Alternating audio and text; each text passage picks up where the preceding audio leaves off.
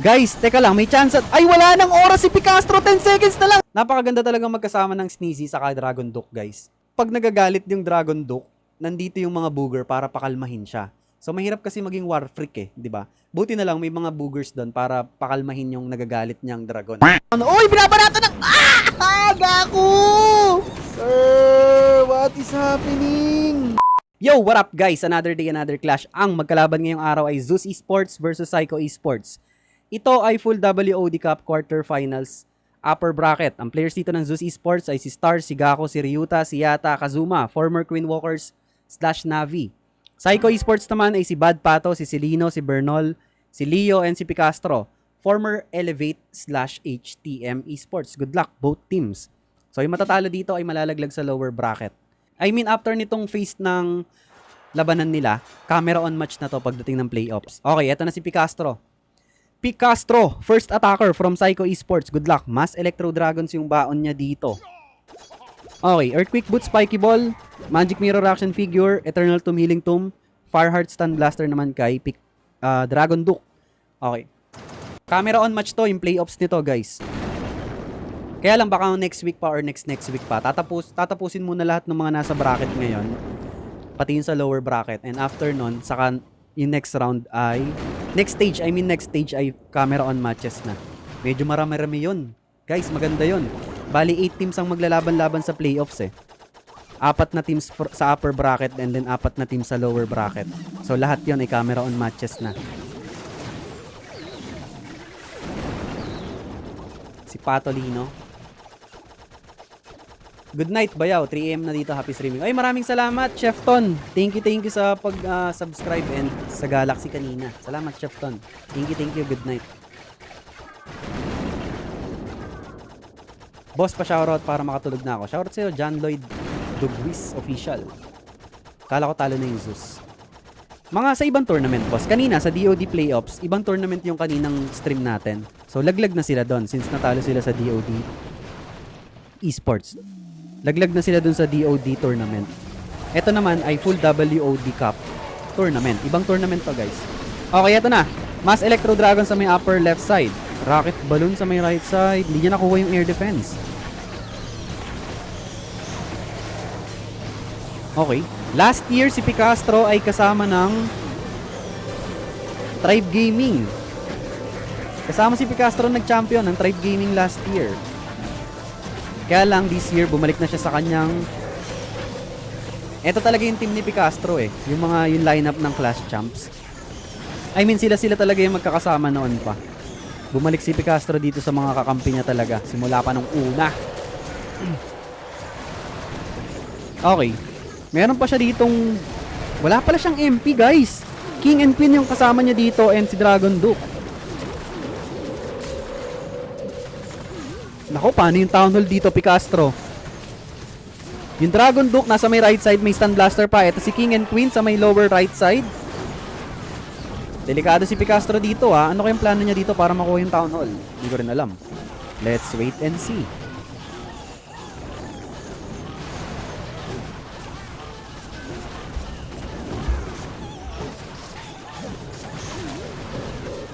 Meron pa naman siyang Electro Dragons, dalawa na lang. Kaya lang okay, nagpop na siya dito ng Stun Blaster.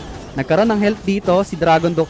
Guys, teka lang, may chance at... Ay, wala nang oras si Picastro, 10 seconds na lang. Nagpop na siya dito ng Spiky Ball, Earthquake Boots. Kaya lang, wala pa rin kumukuha sa Town Hall. Eto na, kaya lang 6 seconds na lang, Picastro! Sir, maagang osip to. Aray ko, nice try lang para kay Picastro. Huge defense agad to para sa Zeus Esports. Sabagay, may chance pa naman, hindi naman agad talo yan, guys. Minsan kasi natatabunan niya ng dalawang, halimbawa yung next attacker nila, yung mga next attackers nila ay makasecure ng 3-star dito. So, pwede naman siyang matabunan. Lalo na kung makakadepensa sila dito sa Zeus. Iko-convert mo, papunta dun sa kanan, kung anong gagawin mong or. Andun siya. Okay, eto na, si Ryuta, first attacker dito ng Zeus Esports. Throwers, ang baon ni Ryuta dito, okay, bumalik siya sa throwers. Kanina, gumamit siya ng Dragon Riders, pero this time, balik na ulit siya sa throwers. Ang kanyang paborito. Archer Queen, Magic Mirror Action Figure, si King, Snake Bracelet, Spiky Ball, si Warden, Life Gem, Rage Gem, Dragon Duke, Fireheart, Stun Blaster. Okay. Yeah, shoutout from Munti. Shoutout sa'yo, Greggy. Sakto pala balik ko kasi mula pa lang ulit. Oh. Nag-invest 2 spell sa FF tapos napatay lang. Oh, sayang attack ni Picastro. Mukhang swerte ang dala mo ngayon, boss. Siyempre, ano ka ba palaging swerte ang dala ko? Stress yun kung may additional 30 seconds pa. Oo. Tapos na siya ng oras eh. Okay, meron ng access dito sa Town Hall yung kanyang mga throwers. And nabasag pa dito yung walls sa may likod ng Town Hall. Okay, nice. Eto na si Dragon Duke. Sir, ba't dyan nakadrop? Kasama ng Sneezy? Sure ka? Okay. So, sasamahan ng Booger, si Dragon Duke. So, hindi muna siya magagalit. Medyo, ano muna siya, kalmado muna siya ngayon. Ayan, may kasama siyang 2 Booger. Kaya kalmado muna yung Dragon Duke niya. Okay. Ayun na, nagalit na! Nagalit na, boss! Kaya lang, pinakalma ulit ng Booger. Sabi, kalma ka lang. Masyado kang mainit dyan eh. Chill! Diba? Chill lang daw, chill. Masyadong mainit eh. So, sasama. Nagalit na naman, nagalit na naman, nagalit na naman. Awati mo, Booger. Awati mo, Booger. Hindi inawat, boss. Ayun na, nategi na dito yung Dragon Duke niya. Nag-activate niya yung Phoenix. Witches and Furnace and Headhunters yun naman ang CC dito ni Leo. Namatay yung Grand Warden dito ni Ryota. Meron pa siyang 2 totem spell, revive spell. Mahaba pa yung oras niya dito. Tignan natin. Kaya lang may air sweeper kasi dito eh. Bubusitin siya na ito. Pag ni-revive niya yung Dragon Duke. Nawalan pa siya ng Warden dito. Na kailangan, teka lang, hesitant siya dito ngayon. Hindi niya alam kung Warden. O, yun na nga. Okay, si Warden ang ginamitan niya ng revive spell kasi mas kailangan ng throwers yung Life and Rage Aura. So, sinacrifice. Oy! Yung Warden! Sir, natunaw sa lava launcher! Natunaw sa lava launcher yung kanyang Grand Warden. Aray ko, kakapusin dito si Ryota. Makakadepensa ang Psycho Esports. So, if ever maka 3-star dito yung next attacker ng Psycho Esports, matik, medyo makakahinga-hinga sila galing dun sa piso ni Castro. Di nagko-compete si Klaus, boss. Nagko-compete siya. Siya ay nasa Carry Esports. Si Klaus ay nasa Carry Esports. Lintik na kulangot yun. Shoutout, Boss Ken from Binyan, Laguna. Oy, shoutout sa'yo, Boss Christian Melendres. Taragis ng bug. Nice try lang para kay Ryota and nice defense para kay Leo. Di ba? Ang ganda talaga napakaganda talaga magkasama ng Sneezy sa Dragon Duke, guys. Pag nagagalit yung Dragon Duke, nandito yung mga booger para pakalmahin siya. So mahirap kasi maging war freak eh, di ba? Buti na lang may mga boogers doon para pakalmahin yung nagagalit niyang dragon. Okay, eto na si Bernol. Si Bernol, next attacker. Grabe to si Bernol. Ano na to? Isa na to sa Hall of Famer eh. Napakatagal na player na ni Bernol. Ang isa sa mga top players dati. Top users ng Queen Charge Lava Loons. Ang dami na ring teams na naikutan nito ni Bernol kung saan-saan na siya napadpad. Pero dito siya bumalik sa kanyang team. Nagsama-sama ulit sila yung Clash Champs. RC Walkroot Rider Valkyries ang baon ni Bernol. Si RC ay naka-Electro Boots Rocket Spear, Rage Gem Eternal Tomb, Giant Arrow Action Figure, Rocket Backpack Fireheart. Okay, nice. Makukuha dito ni Bernol. Okay, multiple Quick Spell, Rocket Backpack! Giant Arrow! Wow! Sir! Ang ganda! 100% accuracy galing kay Bernol. Nicely done.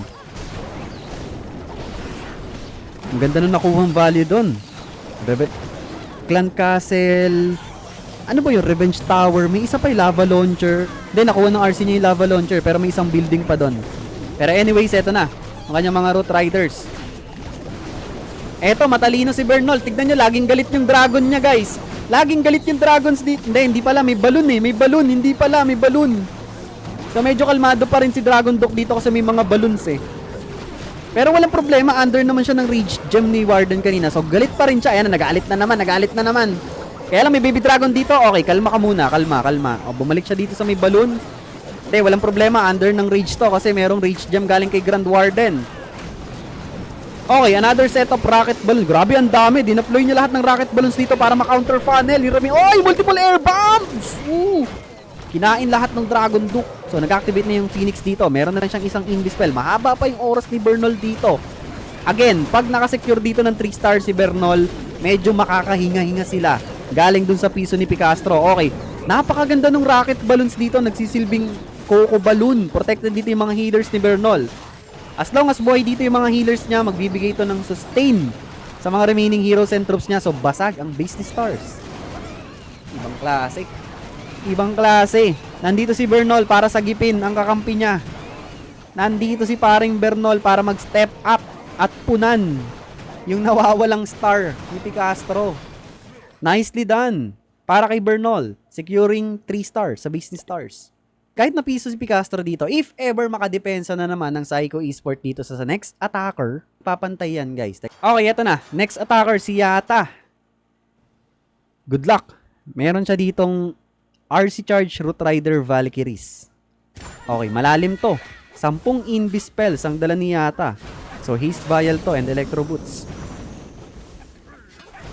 Fireheart Stun Blaster. Magic Mirror Action Figure, Eternal Tome Rage Gem. RC Charge, malalim ang gustong puntahan ni Yata dito. Tingin ko mukhang gusto niya i-clear tong buong compartment sa gitna. Pero tignan natin ha.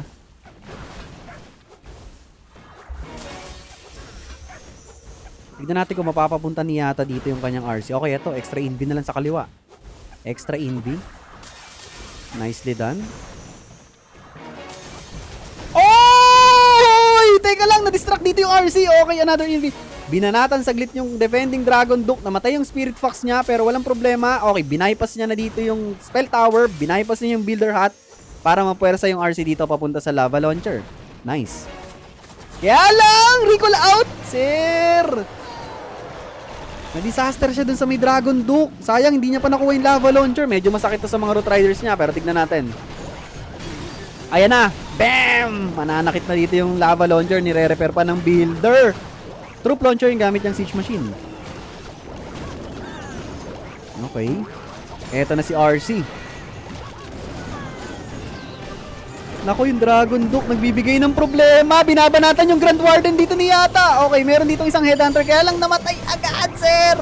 Sir, binibigyan siya ng problema ng defending Dragon Duke. Okay, binanatan na ng offensive queen niya. Nagpop na siya dito ng Eternal Tome. Teka lang. Namatay na yung RC dito ni Yata. Ice Golem sa may right side. Nagpop na siya dito ng Magic Mirror Action Figure. Dragon Duke sa may right side. Ang kapal pa ng base ni Selino, boss. May Lava Launcher, Monolith, Revenge Top. Ang sakit ng base ni Selino. Okay! Namatay pa dito yung kanyang Grand Warden. Mawawalan siya dito ng Rage Aura. Naubos na rin dito yung mga Root Riders niya. Valkyries wala na rin. Heroes na lang ang natitira dito. Naku, delikado si Yata dito. Low percentage to. Sir, ito na nga ba ang sinasabi sa hula? Matatabunan dito yung pisong attack ni Picastro dahil sa defensa dito. Defensa? Galing mo. Dahil sa defense, huge defense to.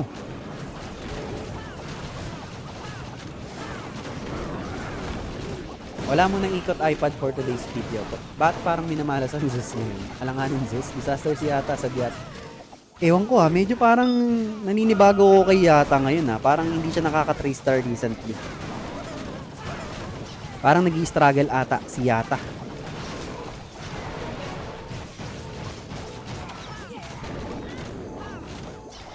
Kagabi naalala ko ng asar si Leo. Si Leo, di ba naalala nyo kagabi? Si Leo nagtapon ng nagswag ng multiple spells kagabi. Naka-arma, boss. Di ba? Naalala nyo? Pag-attack ni Leo, nagtapon ng mga spells, naka-arma na talo. Nice try lang para kay Zeus Yata and nice defense para kay Selino. Upper bracket to guys. So if ever matalo dito, kung sino yung matatalo dito, malalaglag lang sa lower bracket. Okay, meron na silang tig-2 attacks dito. Pero lamang ang Psycho Esports dito ng almost 8%. Malaki-laki to Akalain mo yun, napiso na sila dito galing kay Picastro pero walang problema. Naka-recover agad sila dito. Okay, ito na si Bad Pato. Next attacker from Psycho Esports. Si Bad Pato, si Patolino. Meron siyang Zap Quake, Fireball? Hindi. Combo, hindi rin. Zap lang. Zap Throwers, ang baon ni Bad Pato. Zoom out natin. Okay, Quake Spell. Multiple Zap. Ganda ng value, sir. Lava Launcher. Ano yun? Lava Launcher, Multi-IT, Fire Speeder. Yung nakuha niya doon. Life Gem, Rage Gem kay Warden, Dragon Duke, Fireheart Stun Blaster, Magic Mirror Action Figure, Spiky Ball, Snake Bracelet.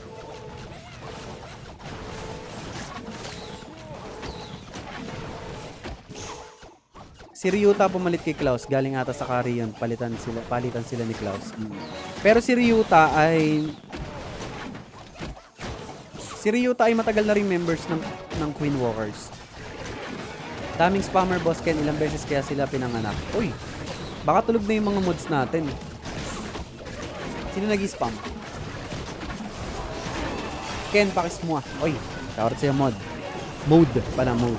Okay, ito na si King and Queen sa may upper part. Dahan-dahan lang ang approach ni Pato Lino dito. Slowly but surely ba to?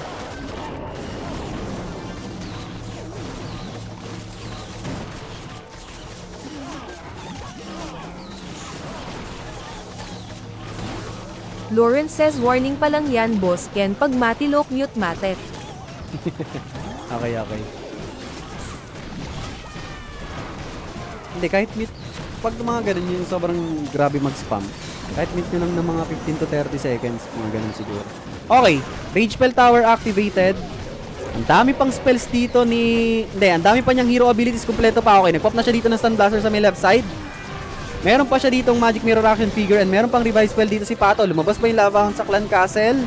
Pero ang daming troops dito ni Bad Pato. Nako, delikado dito ang Zeus Esports, sir. Rocket balloons pang snipe ng... Grabe, sir! Ang ganda nun ah. Rocket balloons pang snipe ng scatter shot. Okay, konti na lang yung buhay. 35 seconds remaining. Basag. Sir, baliktad. Instant baliktad. Sabi ko sa inyo, boss kahit may na piso, pag nakasecure kasi ng 3-star yung mga kakampi mo, madaling makaka-recover to Tapos nakadepensa rin sila against sa Zeus Esport. Teka lang, may isang building pa. May isang, asan yun? Hindi, okay pala. Kompleto na. Okay. Yun nga. Grabe. Nice hit from Pato Lino kay Bad Pato. Securing another 3-star para sa Psycho Esports. So yun na nga. Nabaliktad bigla yung laban. Although meron silang 1-star dito galing kay Picastro. Walang problema. Natabunan na agad dito ng dalawang 3-stars. Grabe. Grabe yung Psycho Esports. Ilang beses na rin nag-champion ng Psycho Esports sa iba't ibang community tournaments, guys Sila yung champion ng Shifters Cup na merong 4,666 USD. Bukod dun sa Shifters Cup, meron pa silang mga ibang community tournaments na sila yung nag-champion Nakalimutan ko lang kung ano Basta yung mga natapos na tournament. Mahaba-haba pa to, guys. Stage 4 nga, stage 4. Okay, eto na si Gaku, next attacker, ang kanilang kapitan ng Zeus Esport. Stage 4 to ng full WOD Cup. Yung stage 5, playoffs na yon, camera on matches na yon. Eto, stage 4. So, yung mga makakalagpas na teams dito, 4 na teams sa upper bracket, 4 na teams sa lower bracket. Sila yung maglalaban-laban sa playoffs. Yun yung mga camera on matches natin, marami-rami yun. Pero baka next week pa yun or next week. Unless, hindi, tingin ko next week yun Baka next week yun, guys. Or sana, as soon as possible, mukhang marami-rami yung matches natin ng camera on dito sa full WOD Cup. Kasi 8 teams yun Playoffs yung stage 5. Okay, meron Electro Dragons ang baon ni Gako dito. Si King ay naka-Earthquake Boot, Spiky Ball. Si Queen, Magic Mirror Action Figure. Wow! Eternal Tomb Lavalon Puppet. Dragon Duke, Fireheart, Stun Blaster. Okay. Totem Spell and Inferno Dragon. Kaya lang hindi gumana. Gaku! Ano yun, sir? Napaaga ba yung drop niya dito ng Inferno Dragon bago Hindi, nakita ko una niyan dinrop yung Totem Spell Pero bago makahit yung Super Wizard Tower sa Totem Spell, nakapaglapag na agad siya ng Electro. Uy! Charlotte! Si Charlotte!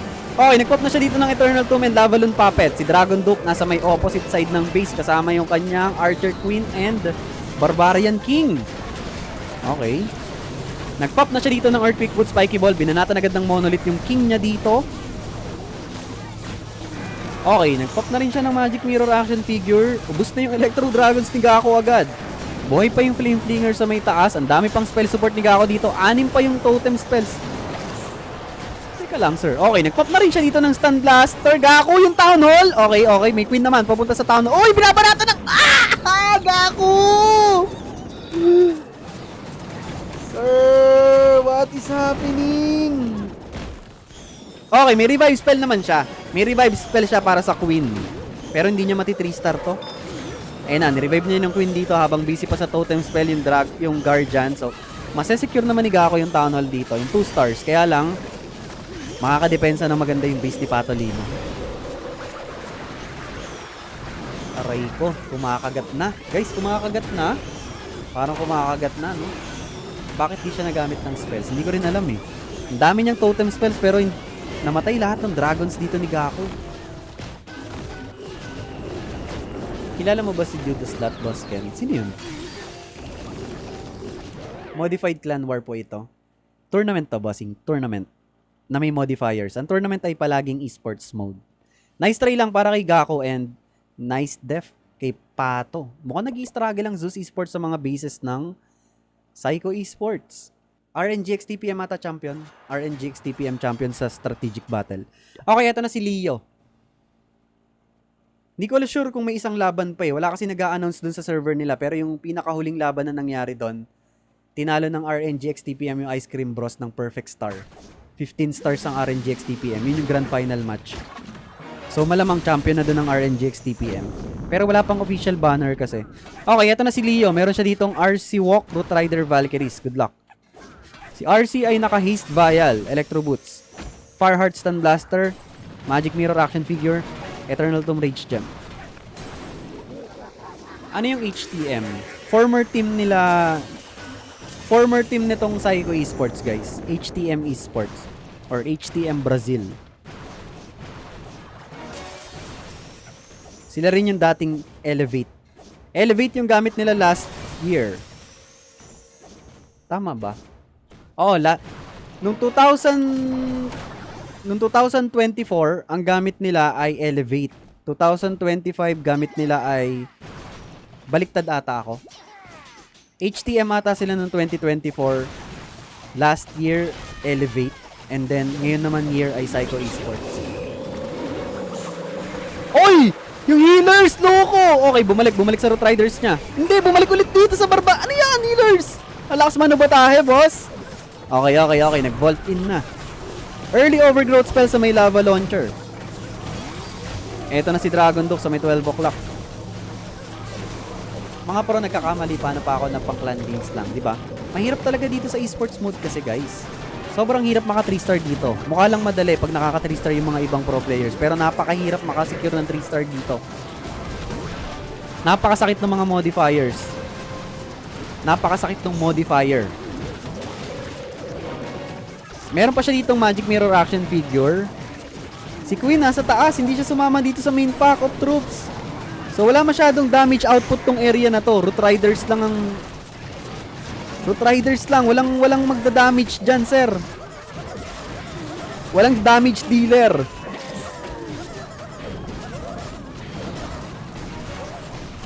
Huge defense to para sa Zeus Esports. Teka lang, ito na ba yung hinihintay nila? Actually, may pag-asa pa naman ng Zeus Esports dito. Kailangan nila makasecure dito ng 3-star attack sa mga remaining attackers nila. Natatraffic pa dito yung kanyang Archer Queen, pero makukuha naman yung Town Hall dito. Town Hall name. Teka, nabasag yung wall! Sir! Binasag ng action figure yung wall! Wala siyang access sa Town Hall! Ayun eh! Okay. Safe. May dalawang super barbs. Mayroong dalawang super barbs na magliligtas kay Leo dito. Muntikan na. Sir, muntikan ka na, Leo. Nice recovery. And nice defense para kay Kazuma. Meron pa ba yung DZX stamina ba? Hindi ko tanda kung anong players ng DZX stamina eh. Pero wala na sila ngayon. Nag-disband na rin. Pero yung mga players nun malamang naglalaro pa. And malamang nasa mga different teams. Wow, si Stars ang kanilang next attacker. Usually si Stars ang last attacker eh. Pero this time, siya yung pang-apat. Tama ba ako? Pangatlo. Anyways, eto na. Dala niya na dito yung paborito niyang Dragon Riders with multiple totem spells. 10 totem spells ang dala ni Stars dito. Ang dami, sir. 10 totem spells. Galit na galit sa totem spells si Stars. Okay, nag-start siya dito ng Flame Flinger. Okay. Mag-i-invest siya ng totem spell dito sa X-Bow. Okay, early drop ng RC. Rocket Spear, Seeking Shield. Eternal Tomb, Healing Tomb. Dark Orb. Veteran move, no? Kita nyo yun? Hindi niya na kailangan mag-drop ng totem spell. So, si RC na pala yung sasalo sa... Aray ko na po. Napurnada pa yung isang ano, boss. Hinarang may bouncer. Napurnada pa. Isang tira na lang eh. Isang rocket spear na lang yun eh.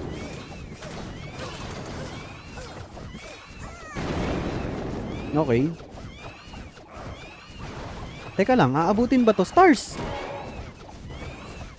Paano to? Meron lang siyang isang headhunter. Okay, another totem spell. Inferno Dragon!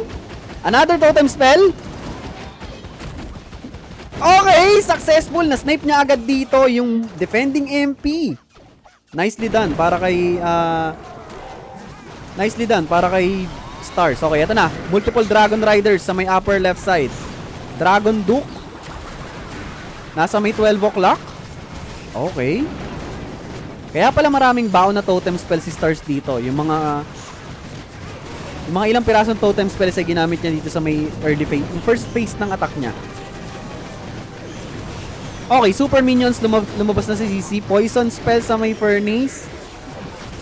Nako, binibigyan siya ng problema dito ng Guardian, guys. Okay, good thing binabanatan dito ng MP yung Town Hall. Okay, revive spell ginamit niya na kay Dragon Duke. Ang dami niya pang totem spells dito. Okay, another totem spell pang distract sa Revenge Tower. Pinagtulungan na ng MP dito, saka ng Dragon Duke yung ano, Guardian. Kaya lang, naubos na lahat ng Dragon Riders dito ni Stars. Nako, hindi makakadepensa, guys. Another defense to para sa Psycho Esports. Mukhang naghihirapan talaga sila sa... Guys, nahihirapan sila sa layouts ng ano, Psycho Esports. Hindi sila maka 3-star. Lower bracket na to, hindi pa, upper bracket to. Pero stage 4 pa lang to. Yung stage 5, playoffs, camera on matches na yun. Nice try lang para kay Stars and nice defense para kay Bernal. So, as of the moment, meron na silang tig-4 na attacks pero lamang na lamang dito ang Psycho Esports. Malaki to. 1 star and 10.40. Malaki yung kalamangan ng Psycho Esports. Level 21 lang. And yung common equipment ay hanggang level 15 lang. Ito na, last attacker from Psycho Esports si Celino. If ever makasecure dito ng 3 stars si Celino, tapos na ang laban. Tapos na ang laban. Pero actually, mahirap na to para sa Zeus Esports. Makasecure lang ng 2-star high percentage dito si Celino. Kahit maka 3-star dito ang last attacker ng Zeus ay mukhang hindi pa rin siya sasapat.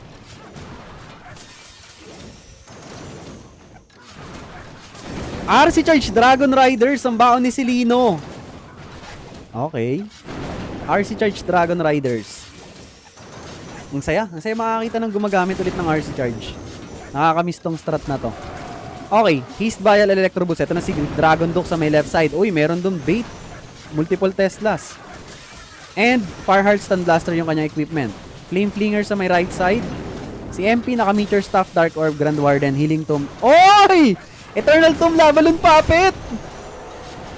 Oo nga no. Teka lang, may naiisip ako. Oo nga no.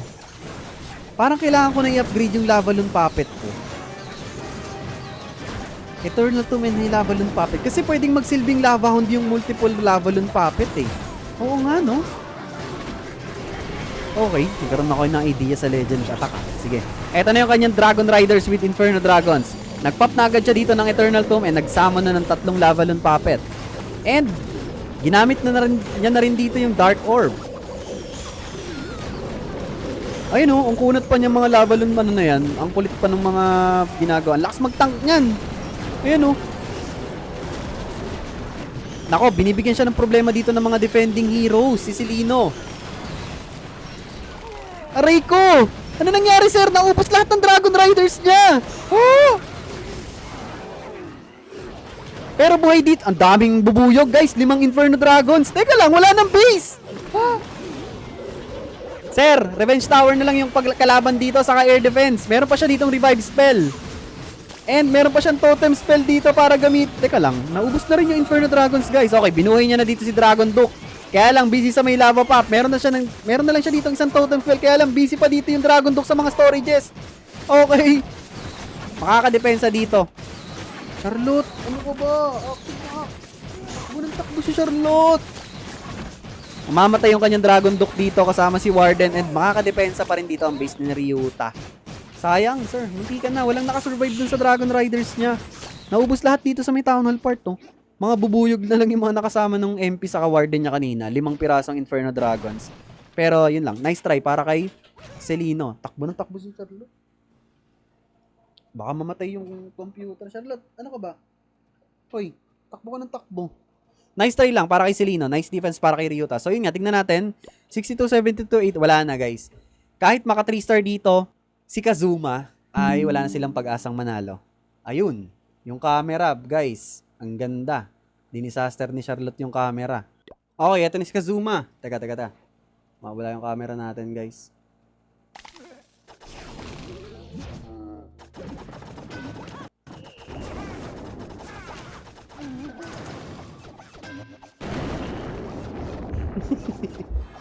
Ayun na naman, tumatakbo na naman! Charlotte, patapusin mo kaya muna ako mag-stream. Okay, ito na si Kazuma, last attacker ng Zeus Esport. Pero yun nga, if ever maka 3-star dito si Kazuma, wala na rin silang habol. Lamang pa rin ng percentage dito ang Psycho Esports.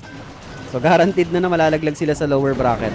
And magpo-proceed sa upper bracket next round ang Psycho Esports. Teka lang.